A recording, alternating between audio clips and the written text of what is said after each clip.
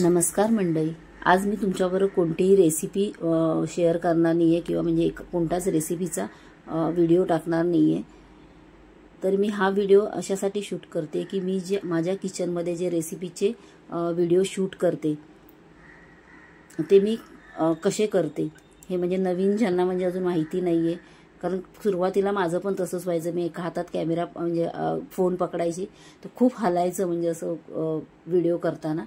तर हे म्हणजे आता नवीन करणारे कोणी असतील, व्हिडिओ करायचं असेल त्यांना यूट्यूबवर टाकायचे असेल तर त्यांच्यासाठी हा व्हिडिओ नक्कीच फायद्याचा ठरेल।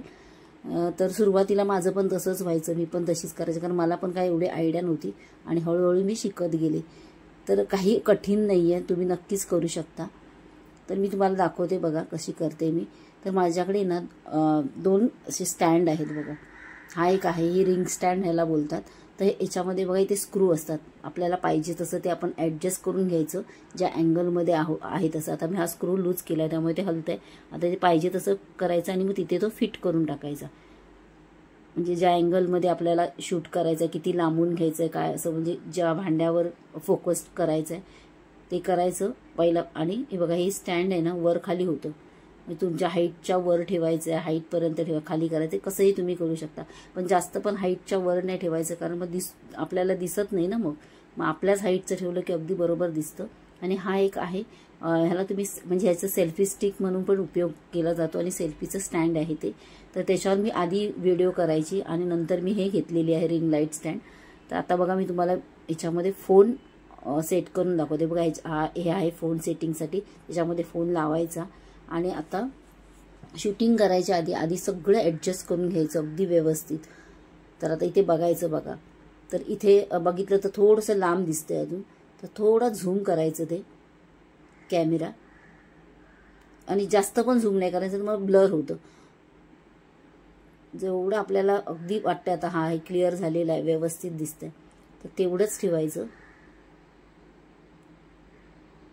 माझ्या एका हातात कॅमेरा म्हणजे दुसरा फोन आहे, शूटिंग करते मी आणि तुम्हाला एका हाताने दाखवते त्यामुळे थोडंसं हलतंय।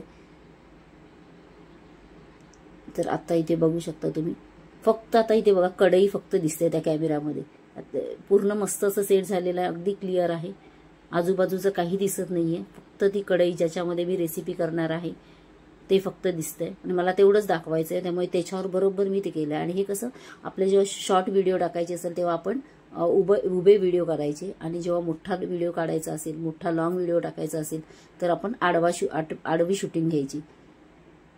तर त्याच्यामध्ये पण तसंच झूम करून सेट करून घ्यायचं पहिलं। जेव्हा पूर्ण सेट होईल म्हणजे आता झाले बाबा व्यवस्थित, तेव्हाच मग व्हिडिओला सुरुवात करायची। आता मी तुम्हाला दाखवण्यासाठी व्हिडिओ चालूच ठेवलाय। हे बघा इथे पण असंच करायचं, आडवा व्हिडिओ करताना पण ह्याच प्रकारे करायचं। त्याच्यामध्ये पण बघा तुम्हाला आजूबाजूचं काय, माझ्या दुसऱ्या कॅमेऱ्यात ज्याने मी आता शूटिंग घेते त्याच्यामध्ये तुम्हाला सगळं दिसतं आजूबाजूचं। आता मी तुम्हाला रिंग लाईटचं दाखवते। रिंग लाईटवर जेव्हा मी शूटिंग करते तेव्हा मी सगळ्या किचनमधल्या लाईट्स बंद करते आणि फक्त ह्या लाईटचाच उपयोग करून मी शूटिंग करत असते। अतिशय सुंदर असं क्लिअरिटी येते। आता हे तुम्हाला जो शॅडो दिसतोय ते माझ्या फोनमध्ये दिसतोय, ज्या शूटिंग करते त्याच्यामध्ये। तुम्हाला समोरच्या फोनमध्ये काहीच दिसणार नाही, अगदी क्लिअर शूटिंग होणार।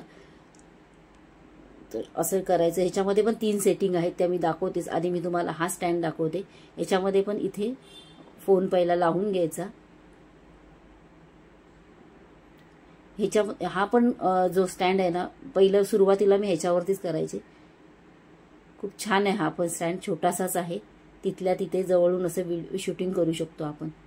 तर असं सेट करून घ्यायचं आणि इथे पण तेच सेम प्रकार सेट करून झाला की मग व्हिडिओला सुरुवात करायची। आता मला जेव्हा चॉपिंग करायचं असं म्हणजे भाज्या कट करायच्या असतात किंवा म्हणजे टॅमॅटो कांदा चिरायचा असतो तर त्यावेळेस मी हा स्टँड वापरते, म्हणजे जवळून पण येतं आणि तो स्टँड मला सारखा फिरवावा लागत नाही। मग तो तिकडे ठेवला की हा इकडे म्हणजे दोन्ही स्टँडचा मला आता उपयोग होतो। तर असं आहे। आता मी तुम्हाला लाईटचा इफेक्ट दाखवते, म्हणजे जो रिंग लाईट आहे ना त्याचा इफेक्ट दाखवतो। हे बघा 3 त्याच्यामध्ये सेटिंग आहेत। तर एक सेटिंगमध्ये, फर्स्ट सेटिंगमध्ये असं दिसतं,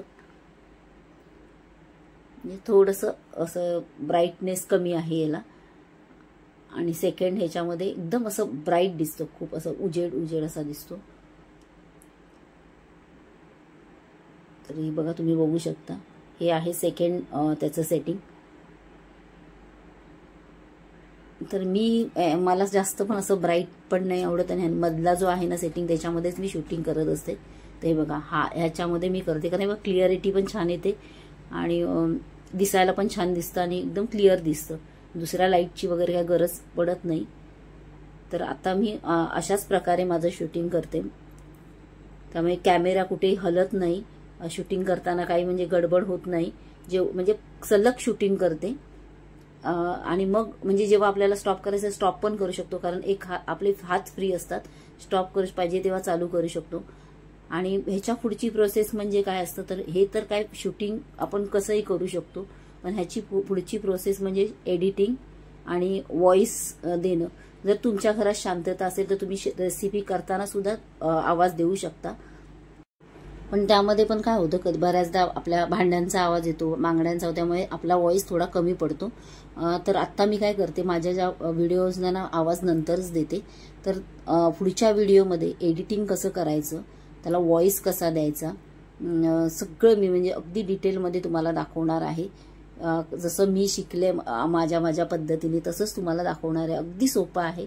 जर मी ह्या वयात शिकू शकते तर तुम्ही नक्कीच करू शकाल. तर हाच व्हिडिओ संपूर्ण बघितल्याबद्दल खूप खूप धन्यवाद. पुढचा व्हिडिओ नक्कीच बघा म्हणजे तुम्हाला ह्या पूर्ण व्हिडिओचा नक्कीच उपयोग होईल. म्हणजे तुम्हीही तुमचा व्हिडिओ शूट करून त्याचा एडिटिंग करून त्याला व्हॉइस देऊन तुम्ही तुमचं चॅनल सुरू करू शकता. तर पुढचा व्हिडिओ बघायला मात्र विसरू नका. आणि चॅनलवर नवीन असाल तर चॅनलला पहिलं सबस्क्राईब करून घ्या आणि व्हिडिओला लाईक करायला मात्र विसरू नका. थँक्यू.